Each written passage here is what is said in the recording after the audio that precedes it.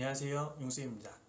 이번 편은 임용 합격 후기 번외편으로 공부할 때 시간 관리를 어떻게 했는지 말씀드리려고 합니다. 먼저 수면 시간인데요. 시간표를 보면은 11시 30분에 취침을 해서 7시 30분에 기상을 하는 것으로 수면 시간은 8시간을 유지를 했어요. 성인의 적정 수면 시간이 7시에서 8시라는 것은 여러분 모두 알고 계실 거예요. 근데 공부를 하다 보면 잠을 부족하게 자는 경우도 분명 생기죠. 저도 그런 적이 몇 번 있었는데 6시간 정도 그렇게 잠을 자면은 다음날 평소보다는 몇 배는 더 훨씬 힘들었던 것 같아요. 제가 느끼기에 공부하기 위한 최상의 컨디션을 100이라고 한다면은 8시간 자고 난 다음 날이 100, 그다음에 7시간 자고 난 다음 날은 한 85 정도, 6시간 자고 난 다음 날은 한 20 정도, 이렇게 확 떨어지는 것처럼 느껴져요. 그래서 웬만하면은 잠은 좀 충분히 푹 자려고 노력을 많이 했습니다. 그래서 거의 대부분은 7시간에서 8시간 정도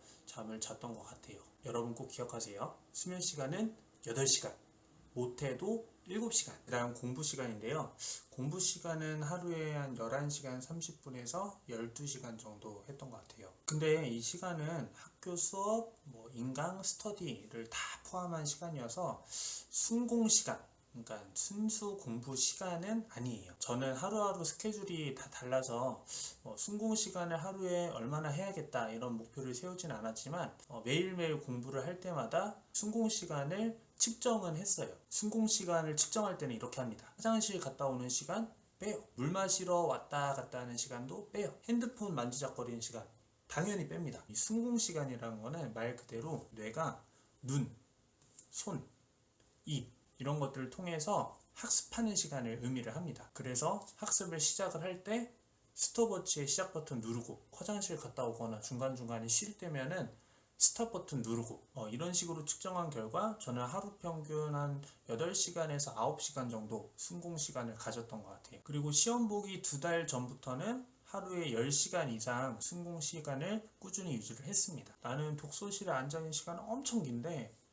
왜 이렇게 공부를 별로 하지 않은 것 같지? 이런 생각이 드는 분들은 자신의 하루 순공 시간을 꼭 체크를 해보세요. 쉬는 시간은 일주일에 하루 정도 쉬었어요.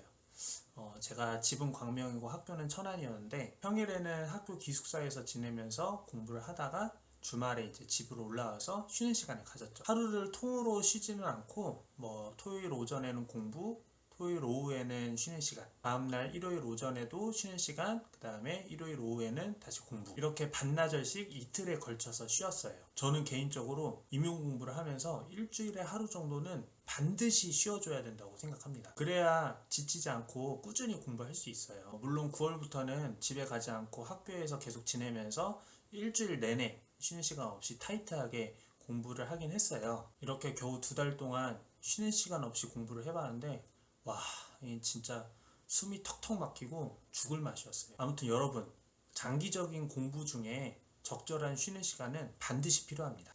제가 이 시간표대로 공부하지 못할 때가 있었는데 5월 교생 때랑 8월 여름이었어요. 교생 때야 아예 공부를 못했고 8월에는 너무 더워서 잠을 잘 못 잤거든요. 근데 잠 못 들고 누워있는 시간이 너무 아까운 거죠.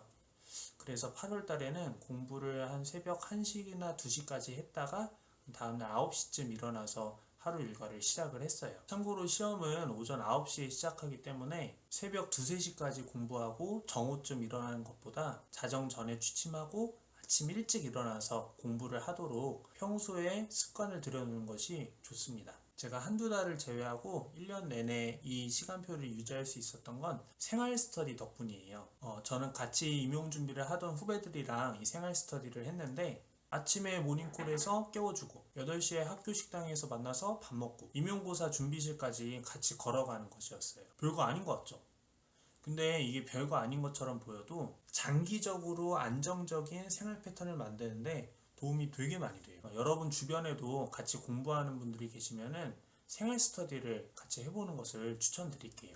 지금까지 제가 어떻게 시간 관리를 했는지 말씀을 드렸는데 이것은 어디까지나 저에게 맞는 방법이기 때문에 이 방법을 너무 신뢰해서 그대로 따라하기보다는 이것을 참고해서 여러분에게 맞는 시간 관리를 하시면 좋을 것 같아요. 다음 편에는 시험 공부 중에 멘탈 관리, 건강관리는 어떻게 했는지 소개하려고 합니다. 그럼 저는 다음 편으로 찾아뵐게요. 시청해주셔서 감사합니다. 안녕.